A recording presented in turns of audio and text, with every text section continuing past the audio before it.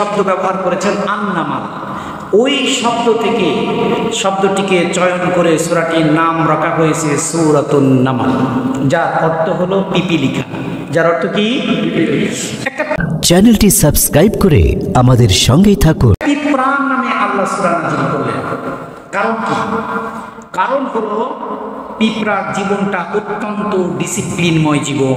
সুবহানাল্লাহ। আপনি কোন পিঁপড়াকে একাকী খুব কম, সে যদি রাস্তা হারিয়ে না যায়, তার দল যদি সে হারিয়ে না যায়, তাহলে সে একাকী থাকে না। সুবহানাল্লাহ।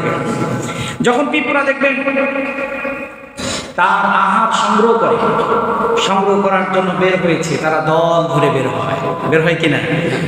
যেতে যেতে দেখবেন তাদের রাস্তাটা চলতে চলতে একটা রাস্তা পরিণত হয়ে যায়, যে এই সাইড দিয়ে পিঁপড়া গিয়েছে। সুবহানাল্লাহ। এটা কে শিখিয়েছেন? জোরে বলেন, কে শিখিয়েছেন?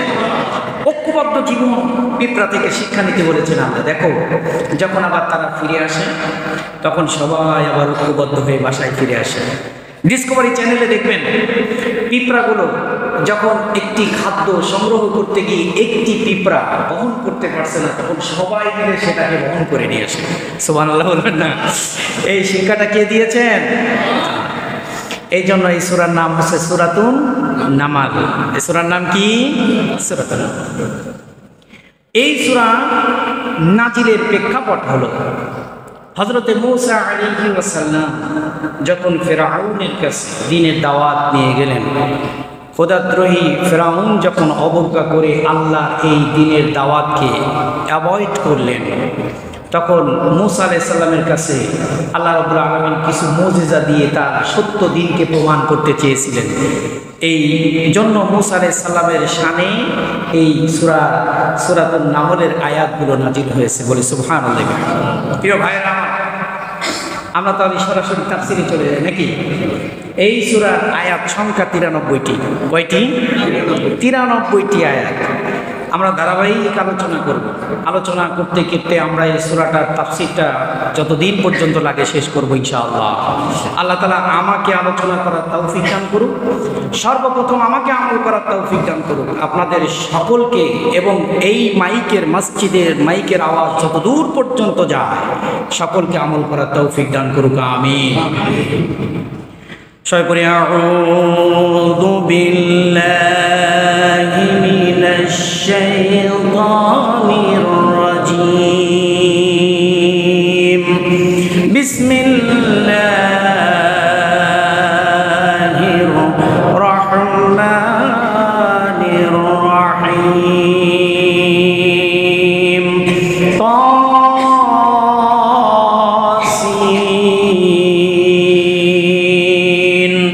تلك آيات القرآن وكتاب مبين। তাসিন। আল্লাহ রাব্বুল আলামিন এই সূরার শুরুতে দুইটা অক্ষর দিয়ে শুরু করেছেন, তাসিন। এই ধরনের হরফ দিয়ে আল্লাহ 29টি সূরা শুরু করেছেন। কয়টি? 29টি। তাফসীরকাররা বলেন, অধিকাংশ তাফসীরকার বলেছেন এর অর্থ একমাত্র জানে কে? রাসূলুল্লাহ সাল্লাল্লাহু আলাইহি ওয়াসাল্লাম নিজেও এটার অর্থ জানতেন না, আল্লাহ তিনাকে বলে নাই। আবার কেউ কেউ বলেছেন রাসূল এটার অর্থ জানতেন, কিন্তু অধিকাংশ তাফসীরকারদের মতে এই হরফের অর্থগুলো কেউ জানে না, একমাত্র জানে কে? এরপর রব্বুল আলামিন বলছেন, তিলকা আয়াতুল কুরআনি ওয়া কিতাবিম মুবিন। এটা তো সেই কোরআনের আয়াত, যেই কোরআনে আছে ৬,২৩৬ আয়াত। কত আয়াত? আবার কেউ বলেছেন ৬,৬৬৬টি আয়াত। এইটা তো সেই কোরআনের আয়াত। আয়াত বলতে কি বুঝি? আয়াত হলো কিছু হরফ মিলিত হয়ে, শব্দ মিলিত হয়ে, সেন্টেন্স মিলিত হয়ে একটা গণ্ডি সীমা আসে। এই সীমাটাকে প্যাকেট করার নাম হলো আয়াত। এই সীমার প্যাকেটের নাম কি? আয়াত। আর এই আয়াতের আরো একটি অর্থ হলো পৃথিবীর যত নিদর্শন আছে সকল নিদর্শনগুলো কার? রব্বুল আলামিন বলেন তিলকা আয়াতুল কুরআনি ওয়া কিতাবিম মুবিন।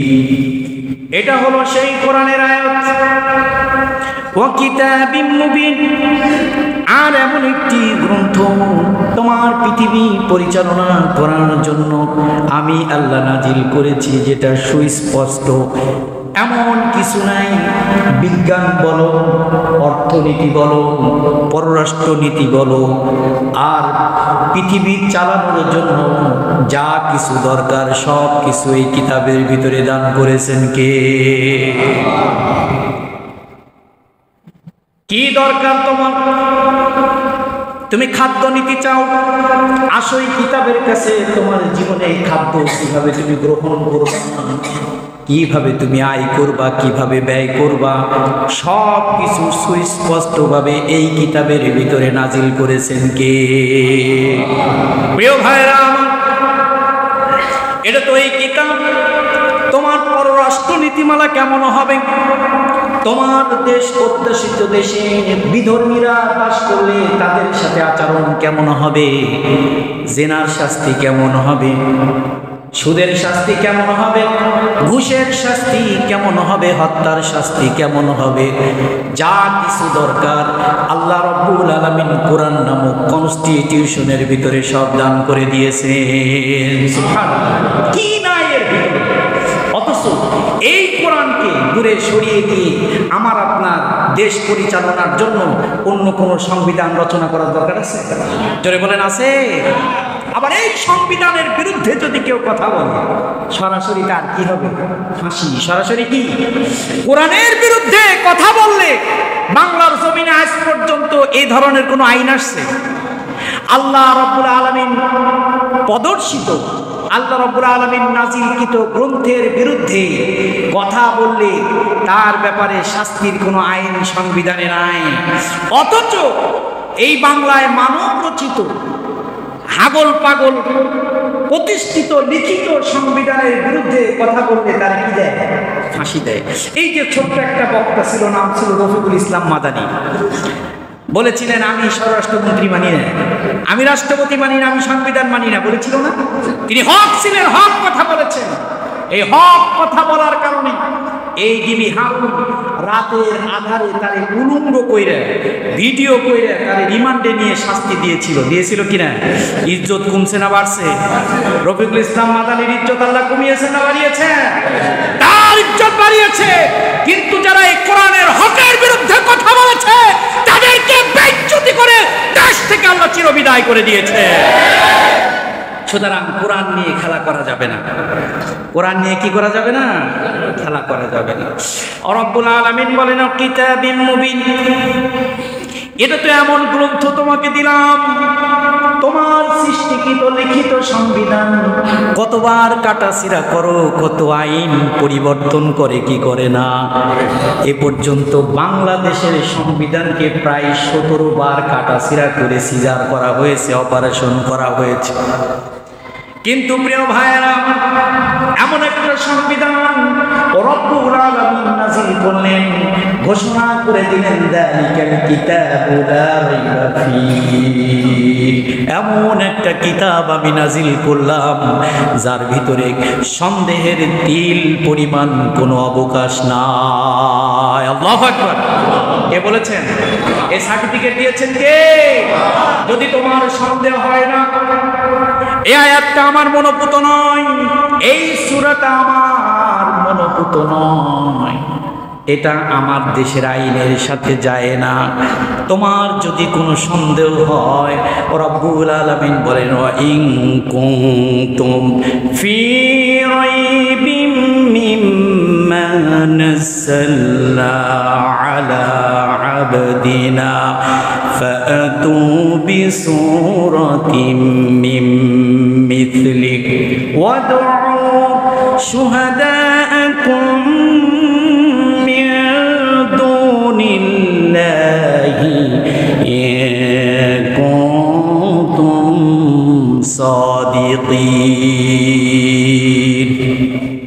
আমি যে কোরআন নাযিল করলাম, এই কোরআন নিয়ে তোমার ভিতরে যদি কোনো সংশয় থাকে, সন্দেহ থাকে, রব্বুল আলামিন বলেন আমার নাজিল